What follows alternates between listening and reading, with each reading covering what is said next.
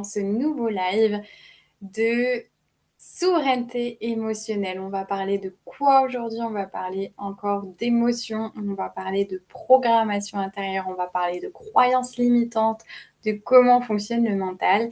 Ça, c'est l'objectif du jour. Donc, je m'appelle Marie Guillan et je suis honorée, chanceuse et bénie de vous retrouver en ce jour. Ça faisait quelques semaines que je n'avais pas fait de live et c'est le retour. Le retour pour vous donner encore plus de valeur, encore plus de contenu et répondre surtout à vos questions. Donc mon activité, c'est guide en souveraineté émotionnelle, un petit peu intérieure forcément. Donc j'aide les entrepreneurs à se comprendre davantage ce qui se passe à l'intérieur d'eux pour qu'en fait, ils ne soient plus bloqués par leur programmation, par leur peur, et qu'en fait, la chose qu'ils doivent faire, ils la fassent. Et qu'on élimine en fait le blocage. Donc c'est ça que je fais. Et ça vous permet ensuite d'aller davantage vers vos buts, vers vos rêves, vers vos objectifs, de vivre financièrement aussi de votre entreprise, parce qu'on va travailler d'abord l'intérieur, puis ensuite l'extérieur va changer forcément. Donc là, on part sur un live de 30 minutes. Donc vous pouvez me suivre sur tous mes réseaux sociaux, TikTok, Instagram, YouTube, Substack, Facebook. Je pense que je n'ai rien oublié, mais en tout cas, vous pouvez me suivre un petit peu partout. Selon le canal, je ne fais pas forcément la même chose. Sur LinkedIn également. Et je serai ravie de pouvoir connecter et répondre à vos questions sur toute cette thématique. Donc, aujourd'hui, on va parler d'une thématique qui est très importante dans l'entrepreneuriat. C'est une peur fondamentale qu'ont les entrepreneurs, notamment, et donc ce sont ces roulements de tambour, la peur de réussir, la peur de briller de leur entreprise. Pourquoi? Parce que cette peur, elle est, comment dire, elle est normale, plus ou moins, parce que nous avons été un peu programmés à l'échec, cependant nés pour le succès. Pas moi qui le dis, c'est Zig Ziglar, un auteur de développement personnel, notamment dans Rendez-vous au sommet. Et donc, cette programmation qu'on a reçue de notre environnement, de notre ADN, de nos parents, de la société, fait que on va faire des choses en ayant reçu cette programmation. Donc cette programmation, elle est intérieure de nous, elle est dans notre mental, elle est dans notre ADN, si je puis dire. Et donc, forcément, elle ne va pas nous aider à réussir.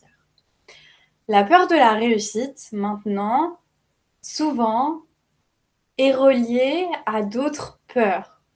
Souvent, c'est la peur de si je me montre trop, si je prends trop de la place, en face, peut-être, je vais recevoir de la jalousie, je vais recevoir des critiques, je vais recevoir du rejet, je vais recevoir de l'abandon, je vais recevoir je te préférais avant, tu réussis trop, tu gagnes trop d'argent, du coup, je suis un peu jalouse de toi, etc., etc. Donc, la peur de la réussite, finalement, elle englobe vraiment d'autres peurs. Et donc, dans ce panier de peurs, ça nous empêche de, concrètement, dans la réalité, de faire des actions qu'on est censé faire. C'est-à-dire que on est censé, normalement, dans notre to-do list d'entrepreneur, dans nos activités, dans notre plan d'action, faire certaines choses. Certaines choses comme faire un live, par exemple. Oui, je sais que je dois faire un live, mais je verrai ça plus tard, ou bien c'est pas ma priorité. Et on se trouve tout un tas d'excuses dans notre mental pour ne pas faire cette action. Pourquoi? Parce que si je fais un live, ça veut dire quoi? Ça veut dire que je vais être visible, ça veut dire qu'on va me voir, ça veut dire qu'on va regarder concrètement qu'est-ce que je dis, quel est le message. Et ça veut dire que potentiellement, je vais recevoir des commentaires positifs, peut-être négatif. Et du coup, ça me fait peur parce que peut-être que mon mental commence à imaginer un scénario de je vais me faire rejeter, je vais peut-être me faire critiquer, je vais avoir mes premiers haters. C'est pas grave. Sauf que si on ne nous apprend pas à comment savoir comment fonctionne notre mental, automatiquement, on va croire que c'est la réalité. On va s'associer à son mental et on va croire que c'est la réalité. Donc, on ne va pas passer à l'action. Donc, on va rester sur nos peurs, on va rester sur nos croyances, on va rester sur notre programmation interne qui nous dit, qui veut notre survie. Hein. Attention, hein. Elle veut notre survie, donc on ne sort pas trop de sa zone de confort. Et du coup, de ce fait, vu qu'on ne sort pas de sa zone de confort, on y reste et on ne va pas passer à l'action, on ne va pas se montrer, on ne va pas dire coucou, je suis là et voilà mon message et voilà comment je peux vous aider. Non, non, parce que moins je serai visible, moins je vais recevoir de critiques, de choses négatives et je pense à ma survie. Sauf qu'en pensant de cette façon-là, on se fait dominer par sa propre programmation.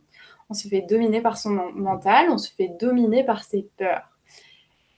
Et l'objectif de souveraineté émotionnelle, c'est au-delà de vous aider à vous libérer, eh bien, merci beaucoup pour vos encouragements, j'apprécie.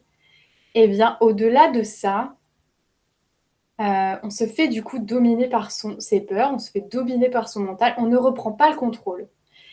Le but de souveraineté émotionnelle, au-delà de vous aider à vous libérer de ces peurs, de cette programmation, parce que oui, il existe des méthodes simples, rapides et efficaces pour que justement vous ne soyez plus dépendant de ce qui se passe à l'intérieur de vous-même, donc de reprendre la maîtrise, eh bien, à partir de ce moment-là, vous allez aussi gagner en conscience de vous-même.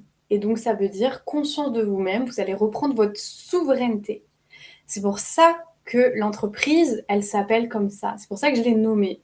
Parce que je veux rendre les clés à l'autre.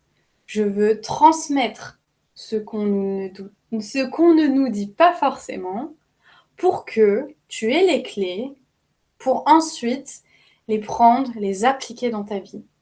Alors bien sûr, je suis là aussi pour vous vendre mes accompagnements, en tout cas vous proposer mes accompagnements plutôt, parce que vendre, on n'aime pas trop ce terme-là, parce que forcément, ensemble, on va plus loin. Au début, j'étais comme vous, je regardais des lives, je regardais des podcasts, j'écoutais des podcasts, pardon, je lisais des livres, et en fait, ça me donnait tout un tas d'outils, mais finalement, je les utilisais pas forcément, parce que le fait de payer quelqu'un, ça engage et ça permet vraiment que justement on aille vraiment, on aille vraiment vers notre souveraineté. Et c'est ça le but, c'est quand on se fait accompagner. Je suis désolée si des fois je peux paraître un peu perturbée, c'est parce que je lis en même temps les lives sur les commentaires sur TikTok. Merci, je t'envoie beaucoup d'amour. Eh bien, du coup, de ce fait, j'essaye aussi de garder beaucoup d'amour sur soi. Et j'essaye de ce fait, du coup, de rester concentrée dans ce que je dis. Donc, ce que je veux vous dire, c'est le but, c'est de garder vraiment sa souveraineté émotionnelle, c'est-à-dire de reprendre la maîtrise de ce qui se passe à l'intérieur de soi. Ce qui se passe à l'intérieur de soi, c'est reprendre le contrôle de ses pensées, le contrôle de ses émotions, le contrôle de sa programmation. Et donc, au lieu au lieu de se faire, on va dire, piloter par son mental, eh bien, de ce fait, au lieu de se faire piloter par son mental, on va nous-mêmes reprendre ce pouvoir, cette souveraineté, en se disant que mon mental, à l'évidence, me dit quelque chose, mais je décide de ne pas croire. Parce que, encore une fois, souvent, c'est une programmation dite d'échec. Et donc, cette programmation dite d'échec ne va pas vous permettre de réussir. Et donc, c'est important d'avoir vraiment cette conscience de soi. Et c'est ça le but. C'est ça le but, vraiment. Donc, du coup, la peur de réussir. Souvent, les gens ont peur de réussir parce que derrière, ça amène tout un tas de choses. Mais sauf que la peur est une illusion créée par le mental. Créée par le mental. Donc, ça veut dire qu'elle n'existe pas. Et pourtant, les 3/4 des gens qui veulent entreprendre quelque chose, ils ont cette peur à l'intérieur d'eux. Sauf que cette peur, si on ne la fait pas grandir à l'intérieur de soi, si on ne l'accueille pas pleinement, cette peur, elle va prendre tout un tas de place et inconsciemment, elle va toujours être à l'arrière, à l'arrière, à l'arrière de sa tête. Et donc, de ce fait, on va commencer à se limiter. C'est-à-dire que tout à l'heure, j'accompagnais une personne de déblocage émotionnel qui me dit, je suis entrepreneur, j'ai cette peur-là. Très bien. Elle me dit, je lui dis, bah, comment ça se répercute dans ton business? Elle me raconte, elle me partage que, bah, par exemple, je vais me limiter, c'est-à-dire que je vais avoir quelques clients, mais je ne vais pas aller chercher plus de clients. Je me dis, ah bah oui, c'est très bien. J'ai au moins un client, 2 clients, et c'est parfait. Sauf que ça, quand on va vraiment creuser, on sait que c'est la peur de réussir. On sait que c'est la peur aussi de recevoir l'abondance. Et donc, aussi, la femme, spécifiquement, elle adore donner. Mais alors, par contre, pour recevoir, c'est très challengeant. Pourquoi? La femme, à la base, elle donne la vie. C'est-à-dire que c'est elle qui va vraiment donner la vie à un être humain. Et donc, recevoir, c'est beaucoup plus challengeant. Et donc, de ce fait, c'est plus compliqué pour elle de recevoir l'abondance, recevoir des compliments, recevoir tout un tas de choses. Il y a aussi les hommes qui ont cette peur de recevoir, bien sûr. Mais donc, du coup, cette peur de recevoir, elle est aussi présente et elle est associée de ce fait à la peur de réussir. Et donc, c'est vraiment en creusant avec la personne qu'on peut se rendre compte également que derrière cette peur de réussir, derrière cette peur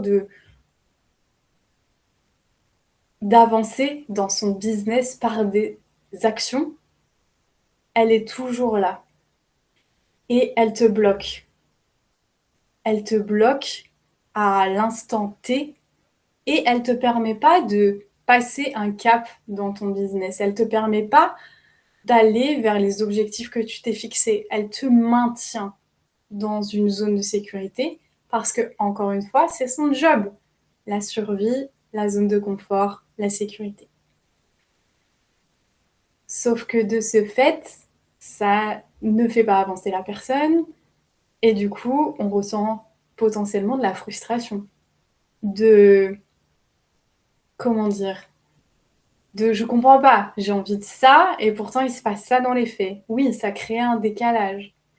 Tout à l'heure, ce qui était hyper intéressant, c'est que on a enlevé, on a libéré des, comment dire, justement une programmation qu'elle avait à l'intérieur d'elle et qui disait bah, si je gagne trop d'argent, euh, potentiellement, et commence à imaginer tout un tas de scénarios. Bah, potentiellement, vu que je suis une femme, ça va pas aller avec mon mari. Je peux pas, en tant que femme, gagner plus d'argent que son mari. Mais ça, c'est une programmation, c'est pas la réalité en soi. Aussi, des fois, gagner plus d'argent pour une femme, c'est la honte. On ressent de la honte, on peut ressentir ça en tout cas. On peut ressentir de la honte à gagner trop d'argent. Parce qu'une femme, techniquement, on va dire arché, d'un point de vue de son archétype ou en tout cas de son histoire, la femme à la base, elle était prévue pour le foyer. Elle était prévenue pour, comment dire, elle était prévue pour rester à la maison, pour s'occuper de la famille, pour s'occuper de son mari. Sauf que les codes, ils ont changé, vous le savez. Donc, de ce fait, la société est en train de changer. Les femmes sont en train de vouloir gagner plus d'argent, d'avoir beaucoup plus d'indépendance financière, parce que la société a évolué. Et c'est parfait. Cependant, dans notre programmation, en tant que femme, on a reçu tout ce discours-là. Et donc, ce discours-là, par moment, t'empêche réellement d'avoir ce que tu veux, ce que tu souhaites. Mais quand tu le comprends, ce mécanisme-là, tu peux vite l'enlever parce que j'ai des techniques justement pour très vite enlever cette programmation, te reprogrammer, on va dire, positivement, et ensuite, ça te bloque plus. Ton être intérieur, en tout cas, ne rencontre plus de résistance, et là, tu vas pouvoir aller faire les actions que tu souhaites, te rendre davantage visible, prier, et en fait, les critiques, les jugements, peu importe, I don't care. Je m'en fiche, ça ne m'atteint pas parce que je sais pourquoi je fais les choses, je sais pourquoi je me lève le matin, je sais qu'il y a des gens qui veulent entendre ce que j'ai à dire, je sais que j'aide des personnes. Et donc en fait, ça c'est tellement plus important parce que je suis dans ma mission que tout ce que mon mental peut s'imaginer et peut me faire croire. Donc cette peur de la réussite, finalement, elle est vraiment importante à prendre en considération dans le chemin entrepreneurial et de savoir qu'elle existe et que justement, il existe des moyens pour contrer cette peur de la réussite et surtout pour l'enlever définitivement, d'être libre et encore une fois d'avancer sereinement vers ses buts, ses objectifs et sa liberté, en tout cas la liberté qu'on recherche dans l'entrepreneuriat. Est-ce que vous avez des questions ou jusqu'ici tout est clair, tout est... N'hésitez pas à me faire part de vos commentaires sur ça, sur cette fameuse peur de la réussite. Et sachez qu'il y a aussi le contraire, il y a la peur de l'échec, que du coup ça aussi ça nous empêche de faire des actions parce que si... Merci beaucoup. Si justement on fait telle action, on a peur que ça ne réussisse pas. Alors qu'en fait, encore une fois, la peur, c'est une illusion. Et donc, de ce fait, si la peur est une illusion, autant faire les choses. De toute façon, l'échec n'existe pas vraiment, il existe surtout des apprentissages. En tout cas, quand on a le bon état d'esprit, on sait que l'échec est apprentissage et que ça n'existe pas, et que ça devait faire partie de notre cheminement pour apprendre, pour raffiner, pour s'améliorer. C'est vraiment ça. Et que de toute façon, avec la persévérance, la consistance, on arrive à nos objectifs et on finit par gagner. Donc ça aussi, c'est une peur à prendre en considération et à nettoyer, à libérer à l'intérieur de soi, parce qu'encore une fois, elle peut nous bloquer. Elle peut nous bloquer et du coup, on sait qu'on a des choses à faire, mais on ne les fait pas. Et je comprends pas. Pourquoi je passe pas à l'action? Pourquoi je fais pas ce truc-là? Alors des fois, il n'y a pas forcément besoin de libération. Il y a juste à s'énerver un bon coup on va dire, contre soi-même et de se dire, bon, ce truc-là que je repousse depuis un certain temps, demain, à telle heure, je le fais en fait. Donc, alors, cacher notre peur, c'est la meilleure chose à faire ou pas? Alors non. En tout cas, pour moi, ça... En fait, ta question est un peu généraliste, donc si tu peux la préciser, parce que ça dépend du contexte. Mais ce que je te répondrai là tout de suite intuitivement, c'est que, en tout cas, dans mon discours et dans comment je fonctionne et comment j'accompagne les personnes, c'est pas de cacher notre peur, justement. C'est non, le live il dure 30 minutes uniquement. Donc la peur, elle est pas là pour... En fait, ce que j'explique dans Souveraineté émotionnelle, c'est qu'il faut accueillir ses peurs. Enfin, c'est qu'il faut. Ce que je recommande, ce que je préconise, ce que j'invite à faire, c'est d'accueillir ses peurs. Et pour les traverser, ces peurs. Et une fois que tu as fait ce chemin-là, tu vas t'en libérer.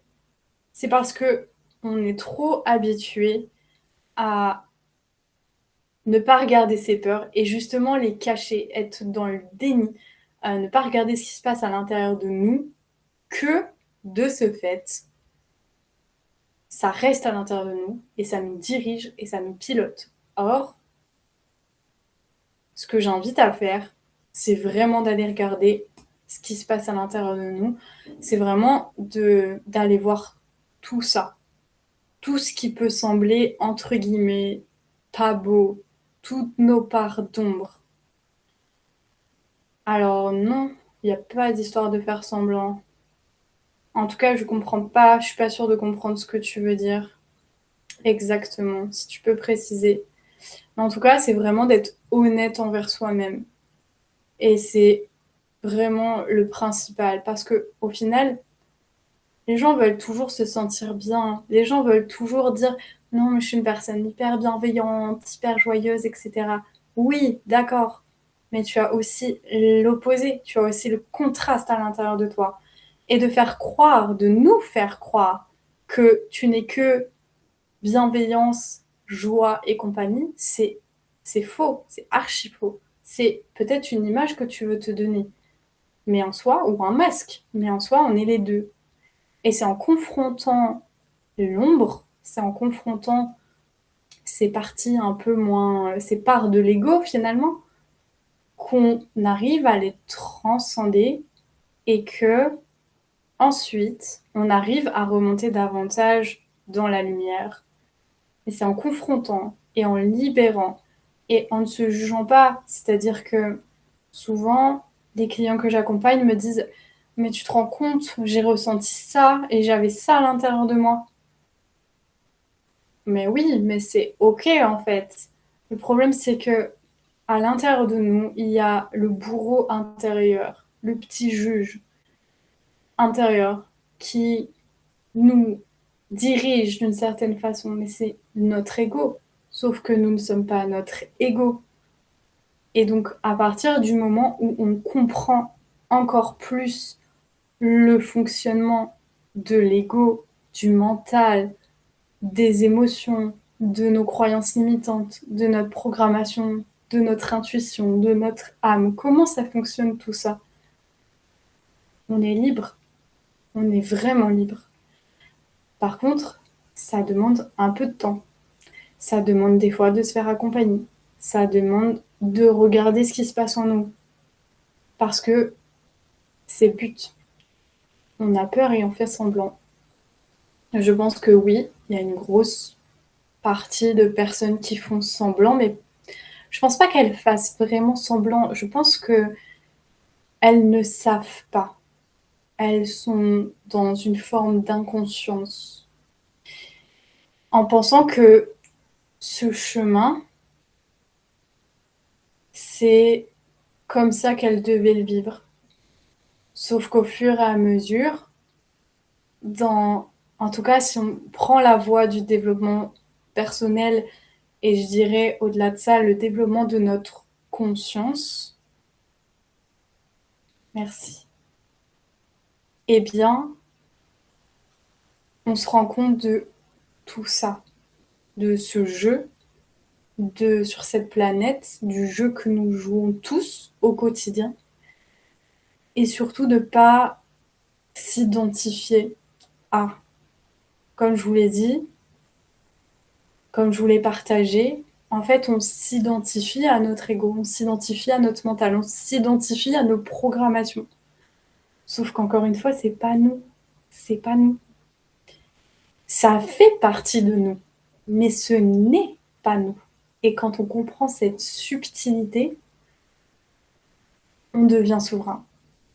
On reprend notre plein pouvoir, on se rend compte, on se connaît parfaitement. Et donc on sait davantage quand c'est une peur, quand c'est un programme qui nous parle, quand c'est... En fait, on, se, on sait, on a cette connaissance de soi-même, et donc on devient inarrêtable. On ne peut plus se faire influencer par l'extérieur parce qu'on sait. On sait qui nous sommes, on sait des fois ce que ça vient chercher à l'intérieur de nous, et on arrive à dépasser ça, et en se disant, ah, en fait, si je réagis comme ça, ou si je fais pas cette action, c'est peut-être parce que j'ai ça à l'intérieur de moi. Et donc, on enlève cette chose, et ensuite, on repart, et encore, et encore, et encore, jusqu'au prochain obstacle, jusqu'à la prochaine chose, en fait, à nettoyer, à nettoyer, libérer, transmuter, peu importe le terme. En tout cas, c'est ça, l'objectif de la souveraineté. De la souveraineté émotionnelle, c'est comme ça que je travaille avec les personnes. Je leur rends leur propre pouvoir, je leur apprends à comment tu fonctionnes à l'intérieur de toi, à se désidentifier, à traverser ce qu'il y a à traverser, à libérer ce qu'il y a à libérer, à s'autoriser à être pendant une séance parce que en dehors, on s'autorise peut-être un peu moins. Donc c'est ça que je fais et c'est vraiment un travail qui... C'est même pas un travail, c'est un choix et c'est un plaisir pour moi de faire ce que je fais. Parce qu'il y a de la transformation, parce qu'il y a des prises de conscience, tout ça. Et c'est beau. Il y a un éveil des consciences. Et vraiment, je le souhaite profondément à tout le monde de faire ce chemin-là. Est-ce que vous avez d'autres questions? Nous allons arriver à la fin de ce live qui a duré une trentaine de minutes. La rediffusion, le replay, se fera à la fois sur Substack et sur ma chaîne YouTube. Donc Guillaume-Marie, vous pouvez me retrouver là-bas. Si entre-temps vous avez d'autres questions par rapport à ce live, vous pouvez venir me parler en privé, bien évidemment sur mes autres réseaux sociaux. Et du coup, si tu es entrepreneur et que tu sais que par exemple tu as peur de réussir et que tu as vraiment envie de t'en libérer, ou bien que tu sens que tu as un autre blocage, mais tu sais pas forcément qu'est-ce que c'est, mais tu vois que ça te bloque depuis un certain temps et que tu n'arrives pas à passer au-delà de ça, bien, tu peux réserver un appel avec moi de 30 minutes. On va faire un diagnostic, on va discuter ensemble. Je vais te donner des clés de où tu en es, où est-ce que tu peux aller, bien sûr. Et ce sera avec grand plaisir de pouvoir échanger sur toi, ton parcours entrepreneurial et qu'est-ce qui fait que tu te sens bloqué en tout cas à cet instant T. Sachez que le blocage, il ne dure pas. Et que toute situation, elle peut être débloquée uniquement si vous faites le choix de vous débloquer. Et que sinon, vous pouvez rester bloqué toute votre vie. Mais c'est pas du tout ce que je vous souhaite. Donc voilà pour ça. Je vois qu'il n'y a pas d'autres questions. Prenez soin de vous. C'était un plaisir de vous retrouver donc sur ce live de souveraineté émotionnelle, sur parler de cette fameuse peur que tous les entrepreneurs ont.